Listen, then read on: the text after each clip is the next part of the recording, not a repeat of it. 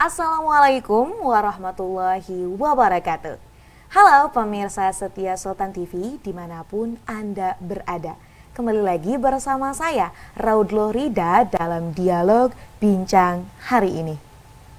Pemirsa, pada tanggal 20 Maret 2024 lalu, Komisi Pemilihan Umum telah menggelar rapat pleno terbuka penetapan hasil pemilu tahun 2024 tingkat nasional. Bertempat di kantor KPU dan dipimpin oleh Ketua KPU, hasil pleno KPU ini muncul reaksi berbeda bagi tiap-tiap pihak. Pasca pengumuman sesuai dengan regulasi yang ada, Mahkamah Konstitusi telah menerima perkara perselisihan hasil pemilihan umum atau PHPU. Lalu, sebenarnya bagaimana hasil KPU dan juga apakah ada peluang perubahan suara di Mahkamah Konstitusi? Saat ini di studio Sultan TV telah hadir narasumber kita, Bapak Yanus Setiawan yang merupakan akademisi hukum tata negara dan juga founder Election Democracy Studies. Assalamualaikum Bapak. Waalaikumsalam, sehat Rida. Alhamdulillah, Bapak kabarnya gimana nih Pak? Sehat. Alhamdulillah sehat ya Pak. Ini kali kedua ya Pak kita berbincang. Kali kedua ya. Betul. Iya.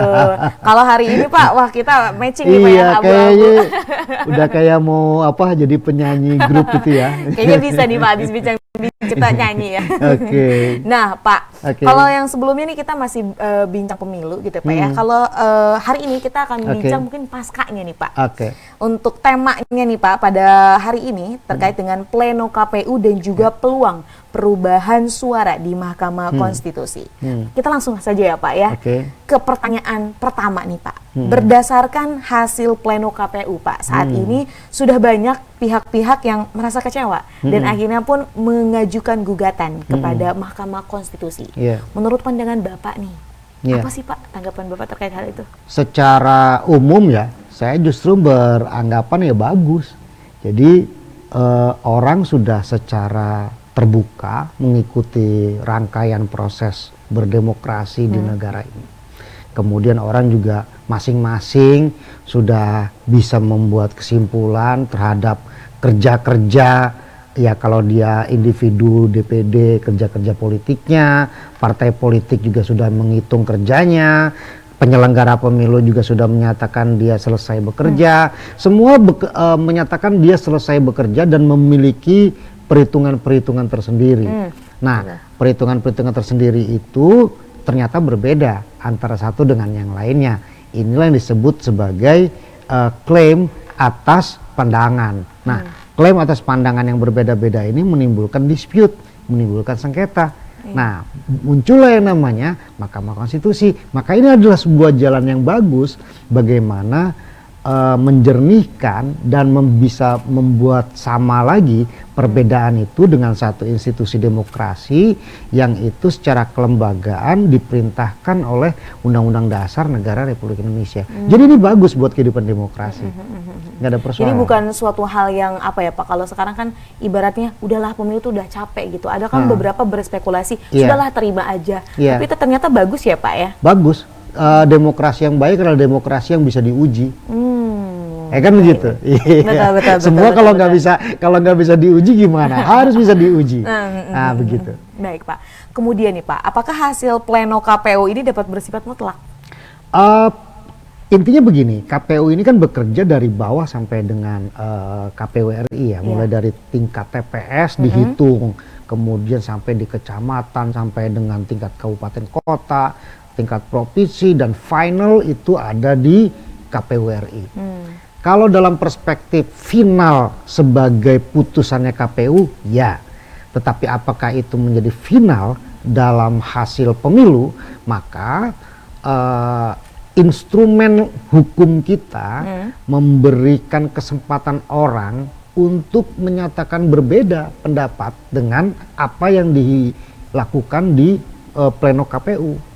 Nah, disitulah nanti tadi seperti yang diutarakan di awal, Mahkamah Konstitusi menjadi tempat orang untuk membuktikan bahwa dia punya pandangan atau pendapat yang berbeda seperti pendapat yang disampaikan oleh KPU atau tidak sama dengan pendapat disampaikan oleh KPU. Oke, baik. Lalu Pak, kalau melihat hal tersebut, apakah Komisi Pemilihan Umum itu akhirnya malah nanti bersifat tidak kredibel?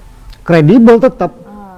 Kredibilitas sebuah lembaga itu bukan berarti dia tidak bisa dikritik, tidak bisa di-challenge, tidak bisa diuji.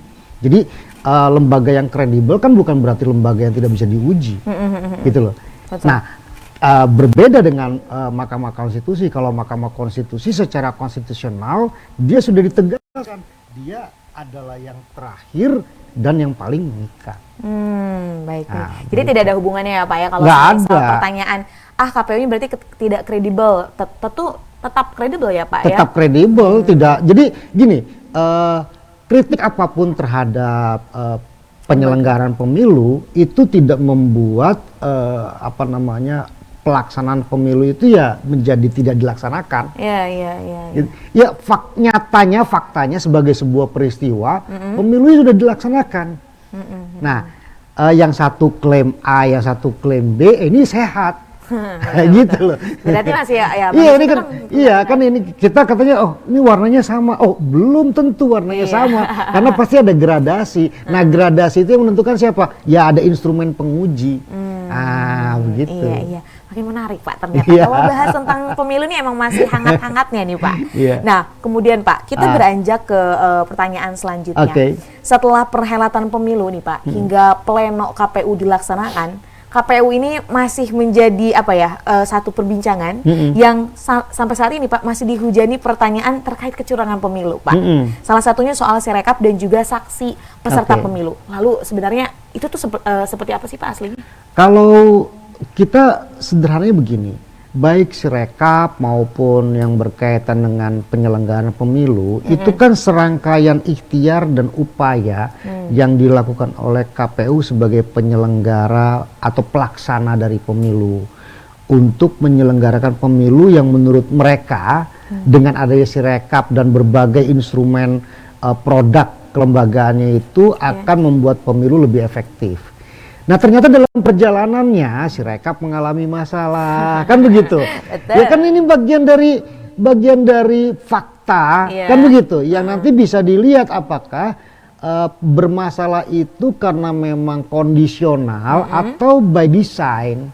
Nah begitu loh. Nah fakta yang muncul ke permukaan ini kan karena memang lebih tepat kalau dibilang ya ini faktual aja gitu loh. Ibaratnya ada sistem dipakai rusak, barang dipakai rusak. Ya sebegitu, bukan sengaja dirusak. Begitu.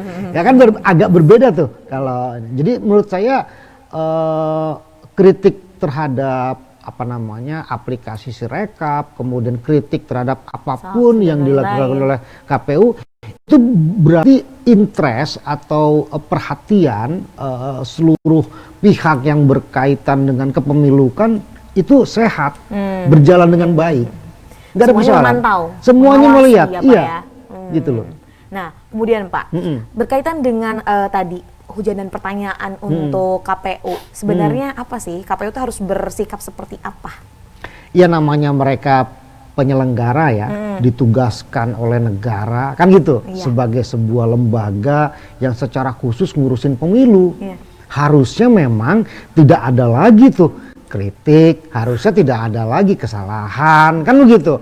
Mereka sudah cukup punya sumber daya, punya cukup sumber dana, sumber pembiayaan gitu loh. Harusnya sudah bisa diantisipasi. Tetapi memang faktanya dalam setiap pertandingan, katakanlah kalau misalnya pemilu ini kita sebut sebagai pertandingan demokrasi atau demokrasi competition gitu ya. Jadi kompetisi berdemokrasi itu adalah pemilu. Ya namanya kompetisi itu kan pasti ada dinamikanya. Iya betul. Nggak mungkin itu ya lempeng-lempeng aja gitu.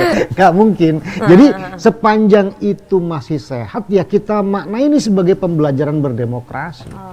Baik. Nah Pak, makin menarik perbincangan kita nih, karena ini masih hangat-hangatnya nih ya berita-berita tentang pleno KPU dan juga gugatan ke MK. Maka dari itu Pak, kita akan kembali sesaat lagi, tetap bersama kami di Bincang Hari Ini. Oke.